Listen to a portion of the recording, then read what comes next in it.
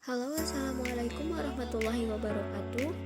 Perkenalkan, nama saya Risma Rosmayanti dengan NIM 150021096. Saya salah satu mahasiswi di Fakultas STMIK Tulus Cetipia.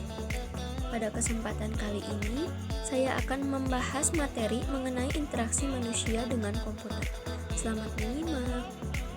Di sini ada 8 topik pembahasan. Yang pertama ada konsistensi, kemudian kesesuaian dengan harapan pengguna, fleksibel dan terkontrol, susunan yang benar, umpan balik yang informatif dan berkeseimbangan, pencegahan dan perbaikan kesalahan, pendukung dokumentasi pemakai, kemudian yang terakhir adalah kejelasan visual secara logik dan relevan. Sebelum kita membahas mengenai topik tadi, mari kita berkenalan terlebih dahulu dengan interaksi manusia dengan komputer itu sendiri. Apa sih interaksi manusia dan komputer itu? Interaksi manusia dan komputer atau IMK adalah bidang ilmu yang mempelajari desain dan penggunaan komputer yang fokusnya adalah pada antarmuka atau user interface. Nah, dalam sejarahnya, IMK ini tahun kelahirannya ialah 1980-an. Kemudian kita bahas topiknya. Yang pertama, ada konsistensi. Konsistensi di sini dibagi menjadi 3, yaitu konsistensi internal, konsistensi eksternal, dan juga konsistensi dunia nyata. Yang pertama adalah konsistensi internal. Artinya penggunaan yang konsisten pada hal-hal seperti format perintah, simbol, posisi objek, kontak kotak dialog, dan yang lainnya dalam sebuah aplikasi yang diberikan. Aturan-aturan yang harus diaplikasikan secara konsisten pada semua elemen dalam sistem perangkat lunak atau software khusus manapun. Nah, di sini contohnya adalah semua kotak dialog harus mempunyai tombol cancel dan OK pada posisi yang relatif sama pada setiap kotak. Yang kedua adalah konsistensi eksternal, yaitu konsisten antara perangkat lunak pada jalur yang diberikan. Nah, untuk contoh yang kedua adalah penampilan, fungsi, dan posisi menu dalam semua aplikasi menggunakan icon yang sama untuk sebuah teks dalam semua aplikasi. Fungsi-fungsi Windows atau diukur kembali, mengulang, ditutup, dan yang lainnya sama seperti standar yang sering didikte oleh mesin dan vendor sistem operasi, maka diberikan sebuah rasa yang jelas pada semua software dalam jalur tersebut. Nah, dalam hal ini akan lebih mudah bagi pengguna untuk berpindah dan belajar aplikasi-aplikasi baru. Mereka dapat menggunakan lebih banyak intuisi daripada harus masuk secara mendalam untuk setiap bagian perangkat lunak. Yang ketiga ada konsistensi dunia nyata. Contohnya, menggunakan icon yang tampak sama untuk membayangkan apa yang terlihat dalam dunia nyata. Sebuah contoh populernya yaitu penggunaan simbol-simbol seperti icon. Untuk topik selanjutnya adalah kesesuaian dengan harapan pengguna. Perencanaan seharusnya menganalisa terminologi dan metode dari tipe kerja, potensial pengguna, dan berusaha untuk menjadikan semuanya ini menjadi desain perangkat lunak. Sebagai contoh, sebagian besar program Windows prosesor mencoba untuk membuat tampilan ini layaknya seperti keinginan pengguna dalam mencetak dokumen. Dalam program Aldous PageMaker, perintah page digunakan ketika program lain menormalkan perintah insert. Karena hubungan tradisional inilah yang digunakan oleh orang dalam industri percetakan, yakni targetnya adalah program itu.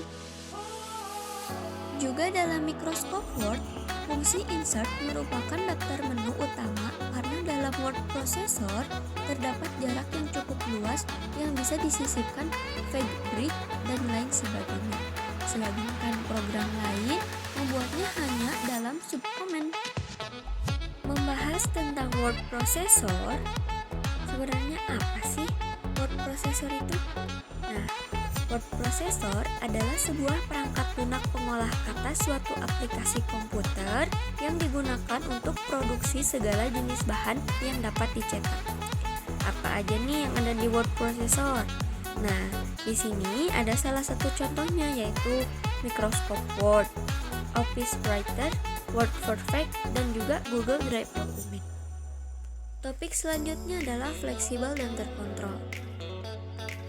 Desain seharusnya dapat memenuhi semua kebutuhan dari pengguna, mulai dari amatir sampai yang profesional. Kebanyakan sistem yang modern, pengguna dapat menukar aplikasi yang berbeda, contoh dari word processor ke grafik dan kembali lagi tanpa ada pengurangan, dengan aplikasi yang digunakan user lain. Jika memungkinkan pengguna, seharusnya dapat menyesuaikan antarmuka untuk mencocokkan gaya kerja mereka sendiri di tingkat mahir. Sebagai contoh, dalam program word processor, seorang pengguna boleh memilih first entering dari semua teks dan kembali untuk membawa tugas-tugas formatting seperti pengganti font style, tab stop, dan sebagainya. Kemungkinan lain, pengguna dapat memformat tugas-tugas seperti proses pengetikan. Topik selanjutnya adalah susunan yang lembut. Antarmuka seharusnya tetap sederhana dan tidak terlalu berlebihan dengan banyaknya fitur-fitur dan fungsi pada setiap saat. Sebagai contoh, dari menu-menu perintah mengindikasikan bahwa fungsi-fungsi itu tersedia untuk para pengguna setiap saat. Selanjutnya ada umpan balik yang informatif dan berkeseimbangan. Pengguna perlu untuk dapat mengakses apa yang ada di dalam sistem setiap saat dan membutuhkan petunjuk-petunjuk yang diperlukan. Kebanyakan dari interface didesain untuk memberikan petunjuk dalam jumlah yang lebih besar, termasuk visual dan auditory, sebagaimana sistem yang dikerjakan. Sebagai contoh, antarmuka Netscape membiarkan pengguna untuk memberikan umpan balik. Nah, suatu umpan balik itu dibagi dalam beberapa kategori. Yang pertama ada lexical feedback. Umpan balik ini adalah sistem yang mengindikasikan terima pesan tetapi tidak ada perubahan yang telah dibuat di bawah pengaruh dari sistem. Sebagai contoh, daftar nama yang telah diblok ketika kursor berubah bentuk dari tool yang ada. Kemudian yang kedua adalah syntactic feedback. Umpan balik ini adalah umpan balik yang membutuhkan lebih sedikit percakapan dengan pengguna, tetapi masih tidak memberi isyarat dasar perubahan dalam sistem. Sebagai contoh, informasi mengenai submenu tanpa menu utama, atau fakta bahwa menu tidak aktif, atau ketika kontak dialog tidak aktif. Yang ketiga ada semantic feedback. Sinyal sistem, pesan diterima dan dijalankan untuk mengetahui bahwa terdapat beberapa perubahan fundamental yang terstruktur dalam dokumen. Sebagai contoh, ketika Anda memindahkan item, Anda dapat melihat posisi yang baru. Anda mengubah font style, maka Anda dapat melihat gaya huruf yang baru. Kemudian di topik selanjutnya adalah pencegahan dan perbaikan kesalahan. IMK melibatkan semua pokok dalam ilmu komputer. IMK menimbulkan perhatian khusus untuk ilmu komputer seperti misalnya interface pemakai harus diprogram untuk mengantisipasi macam-macam masukan yang berbeda dan menghasilkan keluaran yang canggih, sehingga perlu ada perancangan bahasa di mana pemakai dapat mengkontrol dan menggunakan sisa program.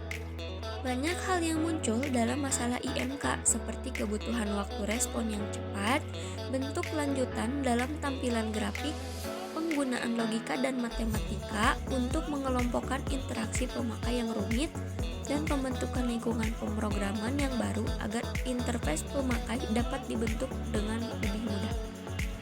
Perancangan interface pemakai harus merupakan bagian dari perancangan sistem, yang pada akhir proses harus dapat dimengerti dan kemungkinan untuk diubah sesuai dengan kebutuhan yang bermacam-macam. Perancangan lebih tentang pengidentifikasian permintaan dan memastikan bahwa kebutuhan permintaan tersebut terpenuhi. Konsekuensinya, IMK harus mengidentifikasikan kebutuhan khusus dan ekstra untuk sistem yang interaktif dan harus memastikan ada cara yang sesuai dan masuk akal dalam mengetahui bahwa kebutuhan perancangan sesuai dengan permintaan. Kemudian, mendukung dokumentasi pemakai. Yang pertama, menyediakan langkah demi langkah untuk pemula. Yang kedua, lembaran rujukan perintah. Nah, di sini kayak daftar isi, perintah, map, dan lain-lain. Kemudian yang ketiga, kartu petunjuk singkat dan cepat. Kejelasan visual secara logik dan relevan. Yang pertama, dalam hal ini, elemen-elemen yang ada dalam komputer seperti icon, tombol, dan lain-lain biasanya digunakan untuk menghemat waktu si pengguna. Yang kedua, budaya barat menulis dari kanan ke kiri. Budaya lain bisa menulis mulai dari kiri ke kanan atau dari atas ke bawah.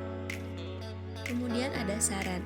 Dengan adanya IMK memudahkan manusia dengan komputer dalam berinteraksi. Hanya saja masih banyak kekurangan yang harus diperbaiki di dalam aspek human seperti kapasitas memori kerja yang lemah, susah dalam mengakses memori. Dan untuk komputernya yaitu memori jangka panjang terbatas dan sederhananya pola pemetaan. Kemajuan komputer di masa yang akan datang diharapkan mampu memudahkan manusia dalam menjalankan pekerjaannya dengan menggunakan teknologi yang canggih. Di topik yang terakhir ada kesimpulan. Kesimpulan dari IMK adalah suatu sistem interaksi atau interface yang secara artistik baik yang mampu memenuhi kebutuhan tugas user atau perpaduan seni dan sains secara menyeluruh. Mekanisme interaksi antara user dengan paket word processing yang banyak digunakan umumnya berbasis menu dan dikelompokkan untuk merefleksikan fungsi yang dilakukan submenu tersebut. IMK melibatkan desain, implementasi, dan evaluasi sistem interaktif dalam konteks tugas dan pekerjaan user. IMK merupakan subjek multidisiplin yang melibatkan berbagai bidang ilmu, antara lain psikolog dan ilmu kognitif, ilmu komputer dan teknik rekayasa, desain grafis, dan technical writing. Mungkin cukup sekian yang dapat saya sampaikan. Mohon maaf apabila ada begitu banyak kesalahan dalam penyusunan kata-kata. Tiada lain dan tiada bukan, kebenaran hanya milik Allah Subhanahu wa Ta'ala. Mohon dimaafkan atas segala kekurangan. Wassalamualaikum warahmatullahi wabarakatuh.